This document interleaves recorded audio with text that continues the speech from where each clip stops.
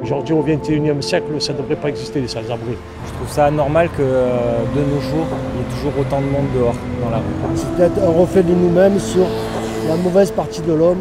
Est-ce qu'on n'est pas un petit peu finalement égoïste? C'est un besoin essentiel de vivre dans un logement décent. Je pense que c'est quand même vachement lié au fait qu'il n'y ait pas forcément assez de centres d'hébergement à Marseille. Il y a plusieurs facteurs, c'est lié au travail, il me semble. Il y a l'accès au logement plus largement à la métropole, les carences de logement, l'augmentation des loyers. Il faudrait tout d'abord créer des locaux avec des chambres individuelles tout simplement. Les moyens mis à disposition ne sont pas adaptés à la situation actuelle.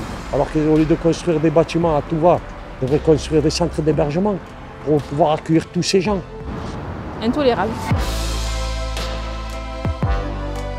Pour apporter une réponse plus efficace aux problématiques de mal-logement et de sans-abrisme, la métropole Aix-Marseille-Provence et la ville de Marseille se sont engagées en 2021 aux côtés de l'État dans la mise en œuvre du plan Logement d'abord. Un engagement impulsé dès 2011 dans les Bouches-du-Rhône, inspiré notamment d'expériences anglo-saxonnes et d'une politique publique finlandaise. Le Logement d'abord propose un accès plus direct au logement et un accompagnement adapté aux besoins des personnes en difficulté. La politique du logement d'abord en France, c'est d'abord une occasion de défendre des grands principes associés au logement d'abord, que sont le rétablissement, le pouvoir d'agir, la liberté de choisir, la réduction des risques et des dommages, et d'inscrire tout ça de manière territoriale dans la défense d'un droit fondamental qui est le droit au logement. Le logement d'abord, ce sont deux choses. D'abord, c'est de rappeler que le logement, c'est un besoin primaire pour nos concitoyens et que pour bien vivre, chacun a besoin d'avoir au-dessus de sa tête un toit et un toit convenable.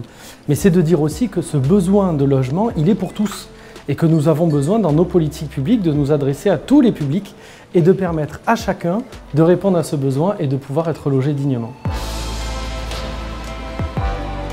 Pour moi, c'est un outil de citoyenneté concernant le logement puisqu'il place la personne au centre de son propre environnement qui est son logement et ça change tout par rapport à la place qu'on donne à la personne. Elle est centrale et ça lui donne donc la possibilité de reprendre les rênes de sa vie par le logement et dans le logement. Ça change tout. Partout sur le territoire métropolitain, des synergies se développent autour des principes clés du logement d'abord, avec pour les acteurs de l'hébergement, du logement et de l'accompagnement, l'ambition partagée d'accélérer l'accès au logement des personnes sans domicile et mal logées. Eh bien, ce que change ce plan logement d'abord pour nos équipes, c'est de ne plus pouvoir travailler tout seul dans son coin. Si on veut atteindre des objectifs, si on veut être efficace pour loger tous nos concitoyens et loger ceux qui à un moment peuvent rencontrer une difficulté de vie, après la perte d'un emploi, après une situation familiale qui s'est complexifiée, qui est devenue compliquée, eh bien, pour répondre à tous ces besoins, il faut que l'on travaille tous ensemble. C'est cette transversalité, cette capacité à traiter le sujet avec tous les acteurs et dans sa globalité qui est pour nous une révolution dans le plan logement d'abord et qui est surtout le seul chemin et la seule solution pour atteindre les objectifs que l'on se fixe. L'objectif maintenant, ça va être de capitaliser sur les bons résultats du premier plan logement d'abord qui va se terminer en 2023 et d'assurer la transition avec le nouveau plan qui va démarrer en 2024. Et pour cela, je pense que nous sommes équipés puisqu'il y a un vrai collectif qui s'est créé avec des compétences, des moyens, une volonté de travailler ensemble.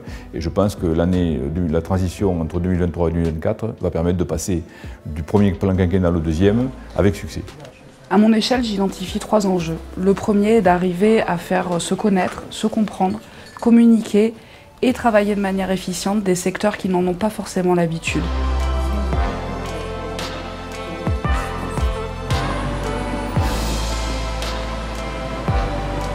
La politique du logement d'abord, elle pourra être optimisée dans la mesure où les acteurs se connaissent, se comprennent aussi, puissent écrire en commun des méthodes de manière à accompagner au mieux les ménages vers l'autonomie. C'est quand même ça l'essence même de cette politique.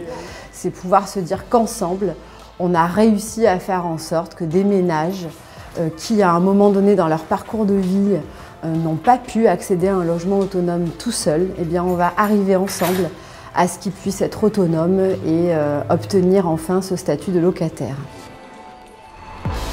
Aujourd'hui, la ville de Marseille, la métropole Aix-Marseille-Provence et l'ensemble des acteurs engagés poursuivent leur mobilisation commune pour l'accompagnement et l'accès à un toit pour tous.